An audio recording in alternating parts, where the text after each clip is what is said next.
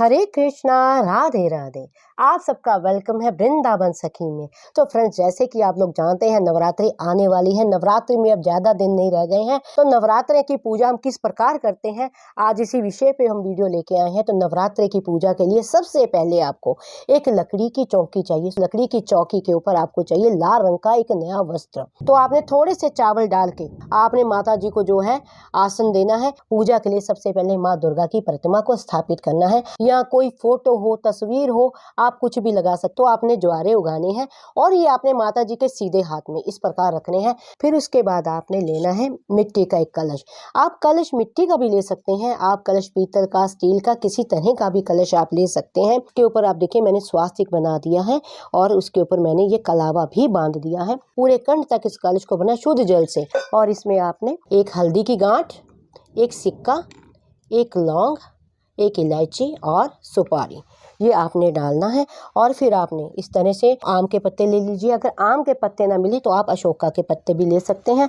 और उस पर हम तिलक करेंगे हल्दी और रोली का। आप पत्ते 5, 11 कितने भी पत्ते ले सकते हैं जो आपको आपके कलश में अच्छी तरह से आ जाए। इसके ऊपर चावल डाल देंगे, कलश के ऊपर अच्छी तरह से आप चावल डाल दें। फिर आपने एक लेना है नारियल। देखिए नारियल पे मैंने माता रानी की लाल चुन्नी बांधी है, आप चाहें तो लाल कपड़ा भी बांध सकते हैं।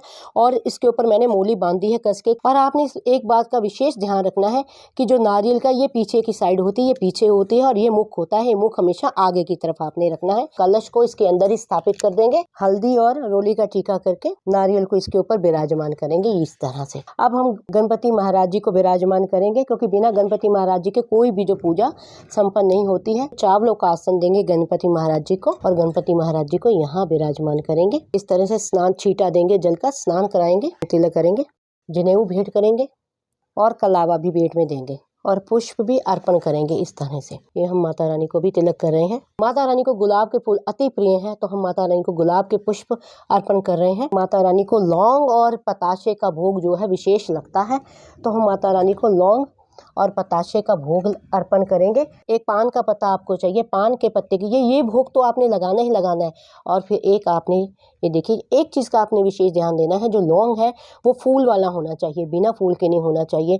तो लौंग पताशों का भोग इस तरह से माता जी को हम अर्पण करेंगे, लौंग और पताशे का भोग भी। और जो ऋतु फल, कोई भी ऋतु फल आपके पास हो, जो भी ऋतु के फल आपके पास है, वो भी देवी माता को आप इस तरह से अर्पण कीजिए। फिर हम माता रानी के आगे जो जोत प्रज्वलित करेंगे, हमेशा देसी घी की ही जोत लगती है। हम श्रृंगार का सामान भेंट करेंगे।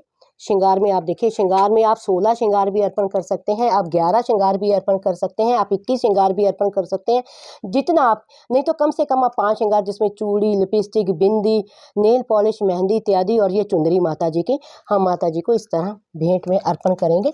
जितना चाहे माता जी को आप दक्षिणा भी भेंट चढ़ा सकते हैं। और अब माता जी की हम आरती करेंगे, और आरती आप कपूर से भी कर सकते हैं। तो कपूर में माता जी को लौंग, इलायची अति प्रिय है, और ये छोटा सा हवन ही होता है। हम कपूर में ये भी डालेंगे, 2 हमने इलायची डाली है। तो इस तरह से माता जी को हम छोटा सा माता जी का हवन भी करेंगे इस तरह से। ये देखिए, इसके बाद हम माता जी की आरती भी इसी से उतारेंगे। फिर अंत में हमने माता जी के आगे हाथ जोड़कर जो हमसे पूजा में रहेगी जो कमियां हैं, उसकी हमें माता जी से क्षमा मांगनी है। और माता जी से हमने प्रार्थना करनी है कि माता जी, जो हमसे कमियां रह गई हैं वो कमियों को आप हमारी क्षमा कीजिए।